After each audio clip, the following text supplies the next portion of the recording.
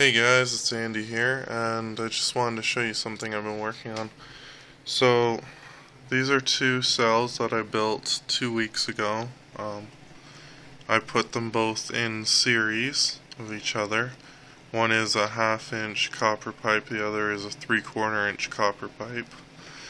And they're running at 3 volts and 4 milliamps.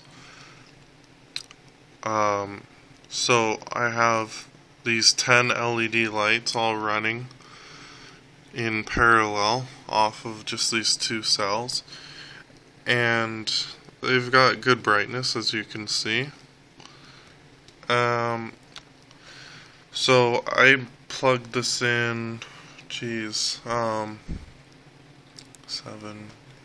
8 hours ago, yeah, and the brightness hasn't changed at all on these. So these 10 LED lights have been running at what I would say is 60% brightness or 70% brightness for 8 hours straight.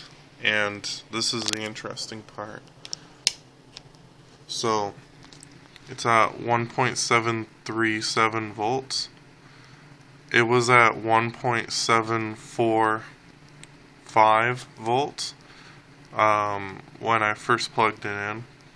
So that means it's only dropped 10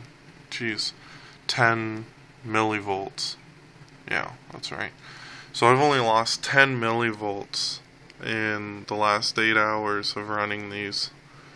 That's pretty impressive. So I just wanted to show you that. And these cells are just the weirdest thing I've built, because I think I showed you my second last video or third last video, these things. They use graphite, graphite, nickel-chromium, copper, and then the anode is magnesium that's been coated in neverwet, which is a hydrophobic material. And the electrolytic is 3 parts table salt, 1 part no salt, 1 part borax, 1 part Epsom salts.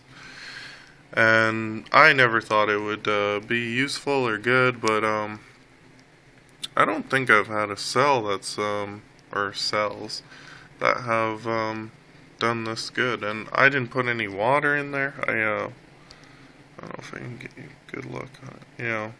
So I didn't put any water in or anything. I just kind of hooked it up last night and just thought, we'll see how this goes. And yeah, it's impressive.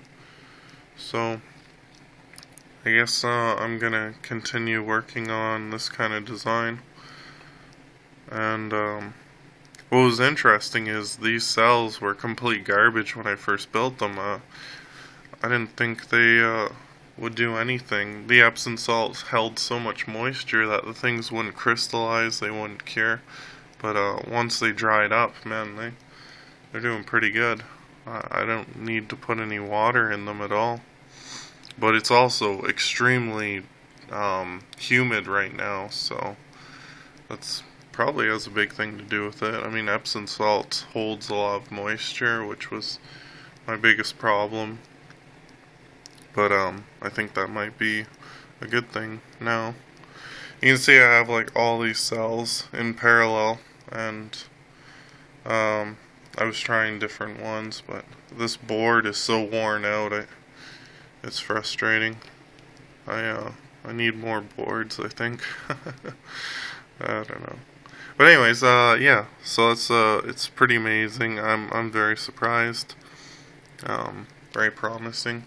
Another thing is they're both two dissimilars, which means if you put 2 different batteries in series or parallel, they will only go as high as the worst one. It's like the idea of if you have a group of people, they're only as smart as the dumbest person in the group. So this guy here is the smart one at 6 milliamps, and this one's the dumb guy at 4 milliamps. So this whole circuit can only run at 4 milliamps output max. So Yeah, but it's doing very, very well, and I'm very happy with this. After 8 hours, only 10 milliamp drop in voltage. It has an interesting blue tinge to the electrolytic as well. Usually I get green tinges, so it's kind of interesting. But anyways, let me know what you think. Like, favorite, subscribe, and have a good day.